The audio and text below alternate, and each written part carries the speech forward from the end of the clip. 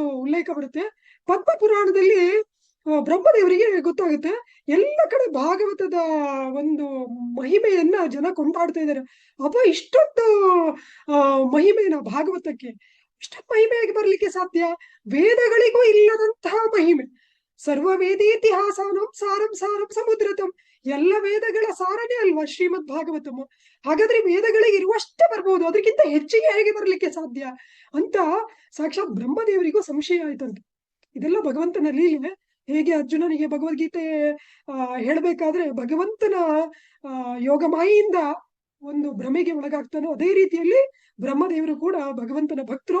ಅವರಿಗೆ ಭ್ರಮೆ ಬರ್ಲಿಕ್ಕೆ ಸಾಧ್ಯ ಇಲ್ಲ. ಆದ್ರೆ ಭಗವಂತನಿಗೆ ಭಾಗವತದ ಮಹಿಮೆಯನ್ನು ನಮಗೆ ತೋರಿಸ್ಲಿಕ್ಕೋಸ್ಕರ ಈ ಒಂದು ಲೀಲೆಯನ್ನು ಮಾಡ್ತಾನೆ ಬ್ರಹ್ಮದೇವರು.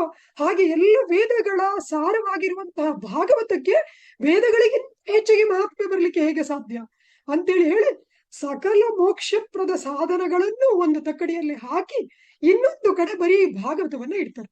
ಎಲ್ಲಾ ಮೋಕ್ಷಪ್ರದ ಸಾಧನಗಳು ಏನೇನಿದೆ, ವೇದಗಳು, ತಪಸ್ಸು, ಯಾಗ, ಯಜ್ಞ, ಹೋಮ, ಹವನ ಎಲ್ಲ ಒಂದು ಕಡೆ ತಕ್ಕಡಿಯ ಒಂದು ಕಡೆ ಹಾಕಿ ಇನ್ನೊಂದು ಕಡೆ ಬರೀ ಭಾಗವತವನ್ನ ಇಡ್ತಾರೆ.